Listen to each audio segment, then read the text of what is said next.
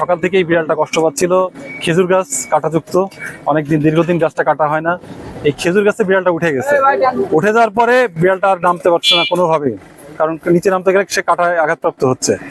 এই নিয়ে আমাদের আলতাফ ভাই বিষয়টা দেখছে, দেখার পরে সে অনেক চেষ্টা করছে, অনেকের সাথে যোগাযোগ করার চেষ্টা করছে। অ্যাট লাস্ট আমাদের ভাই ফরাদ তার মাধ্যম দিয়ে এবং ফায়ার সার্ভিস ভাইরা আসছে, তাদের তৎপরতায় বিড়ালটা উদ্ধার করা গেছে আলহামদুলিল্লাহ। আমরা চাই আমাদের দেশের যে বাহিনীগুলো আছে, যারা এই কাজে নিয়োজিত, প্রত্যেকে যে সুন্দর একটা দৃষ্টান্ত আজকে দেখালো, এবং সাংবাদিক ভাইদেরও অনেক অসংখ্য ধন্যবাদ, তারা দ্রুত পদক্ষেপ নিচ্ছে এই বিষয়টার জন্য। খেজুর গাছ, সেই খেজুর গাছে একটি বিড়াল আটকে যায়। আমরা সাধারণ মানুষ আমরা শত চেষ্টা করেও সেটা উদ্ধার করতে পারি নাই। পরবর্তীতে আমাদের ৭১ টিভি সাংবাদিকের মাধ্যমে আমরা ফায়ার সার্ভিসকে অবহিত করি।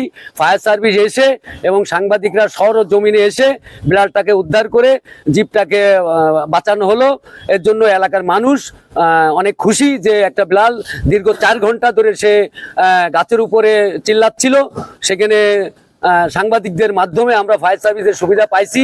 এই কারণে আমি ফায়ার সার্ভিসের কর্মকর্তাদেরকে ধন্যবাদ জানাই। সাধারণ মানুষ জন্য ফায়ার সার্ভিসের তৃণমূল পর্যায়ে ফায়ার সার্ভিস জন্য সাধারণ মানুষের উপকারে আসে, এটাই আমাদের সরকারের প্রতি আমার আস্থা। আমাদেরকে ফোন দিচ্ছে, ফোন দেওয়ার সাথে সাথে আমরা আসছি। আসলে বিড়াল এখানে মুখ্য বিষয় না, বিষয়টা হচ্ছে এটা একটা জীব, এই জীবকে উদ্ধার করা এটাও আমাদের কর্তব্য।